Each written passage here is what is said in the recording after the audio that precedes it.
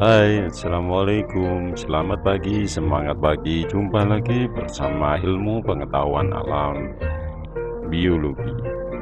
Kali ini kita akan membahas tentang sistem indera. Manusia menggunakan sistem indera untuk menjaga keselamatan dan menikmati kehidupan. Dengan adanya indera, manusia dapat melihat, dapat mendengar, dapat mencium, dapat meraba, dan dapat mencicipi. Indera manusia terdiri atas sel-sel reseptor yang berfungsi untuk menerima rangsangan. Berdasarkan jenis rangsangan yang diterima, reseptor dapat dibedakan menjadi teleseptor, eksteroseptor, dan introseptor. Teleseptor adalah reseptor yang mendeteksi rangsang yang datang dari jarak jauh. Contohnya, jenis rangsang cahaya organ. Sensorisnya adalah mata, inderanya mata. Jenis rangsangnya getaran, organnya telinga, alat inderanya telinga. Jenis rangsang gas atau bau, organnya adalah membran mukosa, alat inderanya hidung.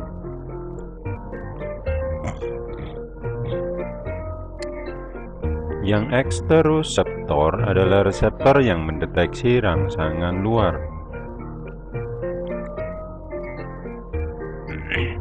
Jenis rangsang sakit, maka organnya ujung saraf, alat inderanya kulit. Jenis rangsangnya sentuhan, organnya adalah ujung saraf Meissner, alat inderanya kulit. Tekanan, ujung saraf Pacini, alat inderanya kulit. Jenis rangsang panas, ujung saraf Ruffini, alat inderanya kulit. Jenis rangsang dingin, organnya yang bisa merasakan adalah saraf Krauss, alat inderanya kulit. Jenis rangsang makanan, jenis organ sensorisnya adalah kuncup pengecap, alat inderanya lidah.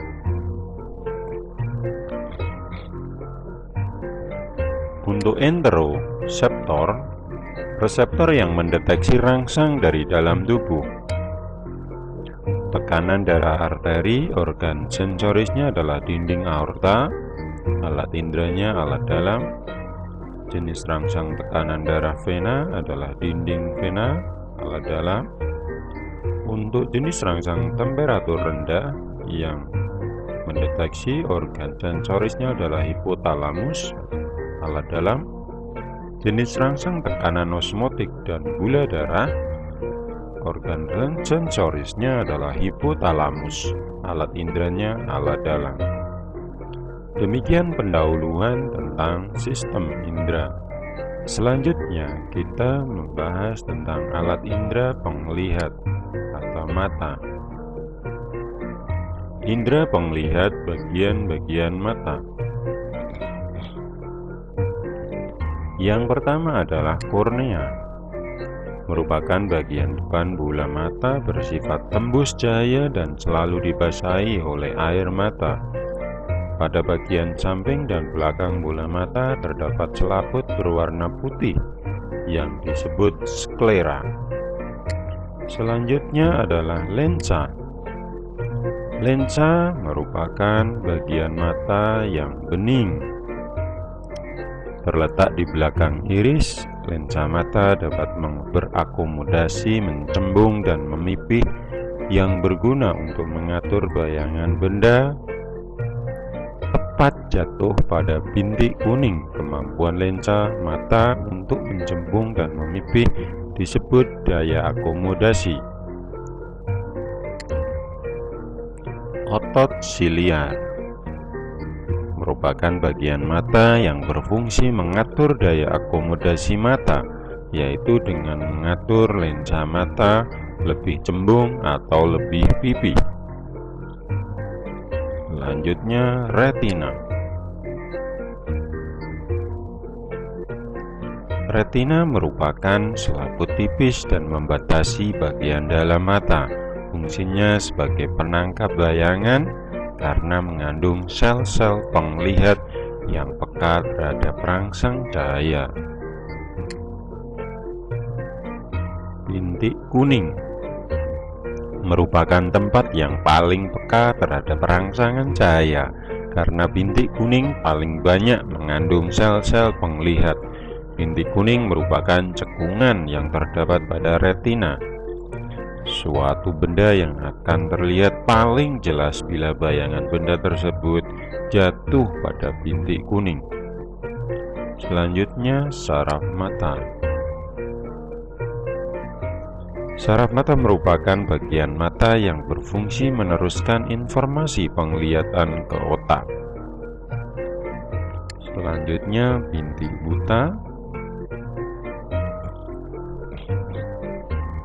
merupakan tempat masuk dan membeloknya berkas saraf menuju otak.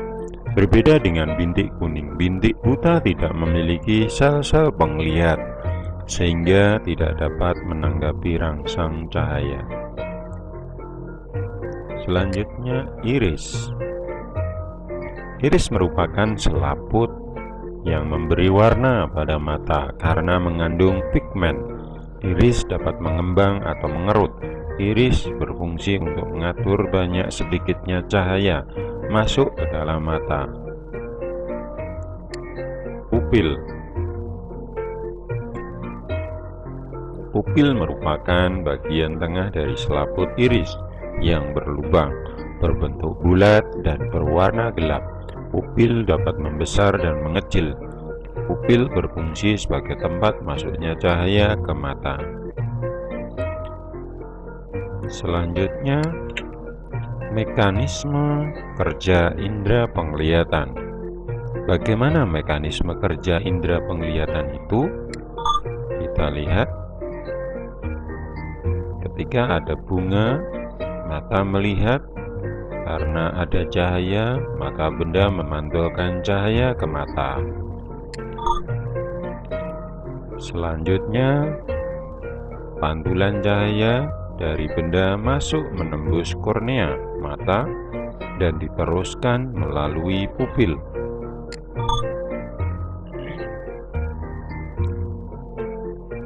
Pada daerah bintik kuning, rangsang cahaya diterima oleh sel-sel penglihat dan diteruskan oleh urat saraf mata menuju ke pusat penglihatan di otak. Akhirnya, otak mengolah dan menerjemahkannya hingga kita dapat melihat. Begitulah mekanisme kerja alat penglihatan mata.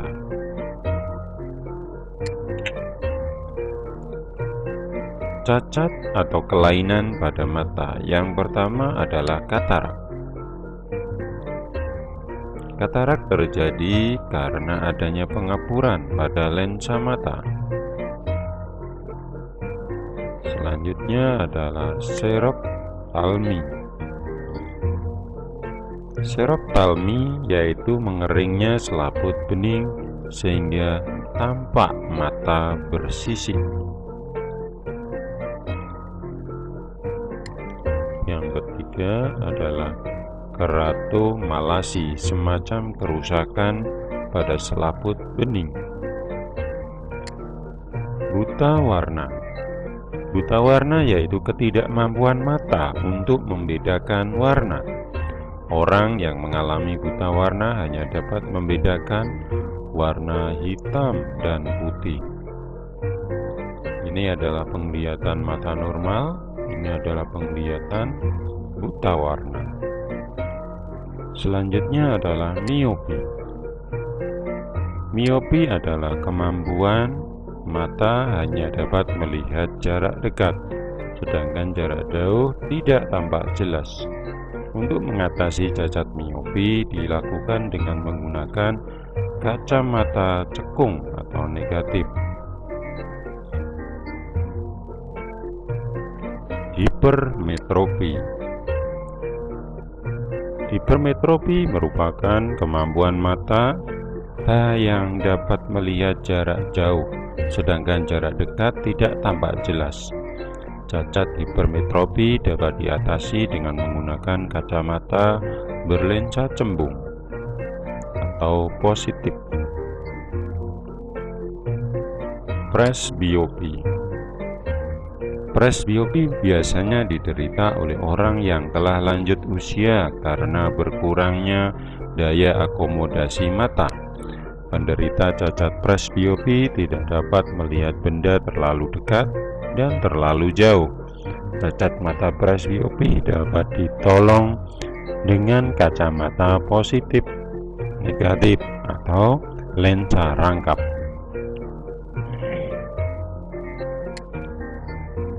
Astigmatisme. Astigmatisme adalah cacat mata yang tidak mampu membedakan garis tegak dan horizontal secara bersamaan. Cacat mata tersebut disebabkan oleh kornea mata yang tidak rata. Penderita dapat ditolong dengan menggunakan kacamata berlensa silindris. Demikian penjelasan mengenai indera penglihat mata. Selanjutnya, indera pendengar telinga.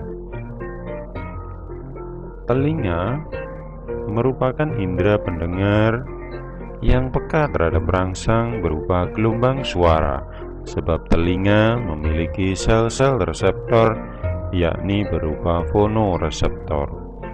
Telinga dapat mendengar suara yang frekuensinya di antara 20 sampai 20.000 Hz.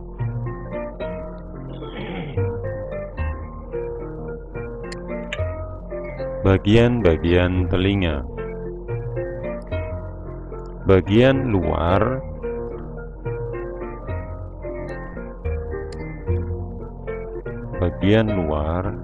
adalah yang tampak terlihat oleh mata kita, yaitu daun telinga dan lubang telinga.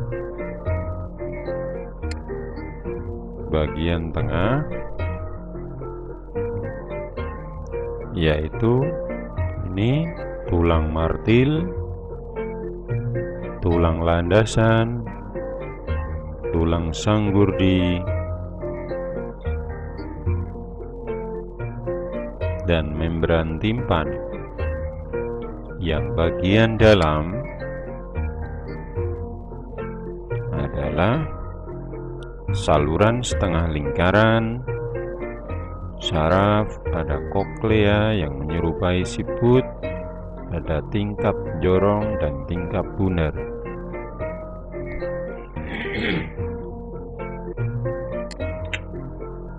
Mekanisme kerja indera pendengar yaitu ketika ada suara dari luar, maka daun telinga menangkap getaran suara. Getaran suara selanjutnya akan masuk melalui saluran telinga menuju gendang, sehingga selaput gendang bergetar. Getaran tersebut diteruskan oleh tulang-tulang pendengar ke tingkap jorong dan diteruskan ke rumah siput. Getaran tersebut diteruskan oleh tulang-tulang pendengar ke tingkap jorong dan diteruskan ke rumah siput.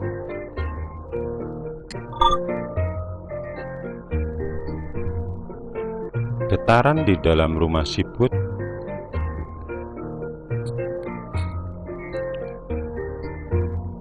menyebabkan rangsangan pada ujung-ujung saraf pendengar dan menimbulkan impuls saraf yang kemudian diteruskan ke otak.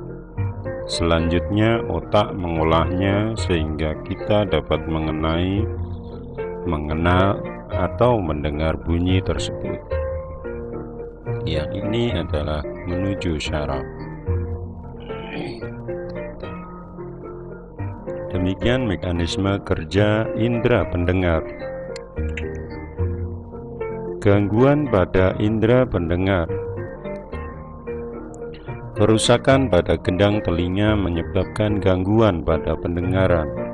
Kerusakan tersebut dapat disebabkan oleh tekanan udara yang tiba-tiba meningkat, getaran yang sangat kuat, atau akibat penyakit radang telinga bagian tengah. Gangguan pendengaran pada usia lanjut umumnya disebabkan oleh hubungan antar tulang pendengar sudah tidak baik dan gendang telinga mulai kaku. Gangguan ini dapat diatasi dengan memakai alat bantu pendengaran. Demikian penjelasan mengenai alat indera mata dan alat indera pendengar.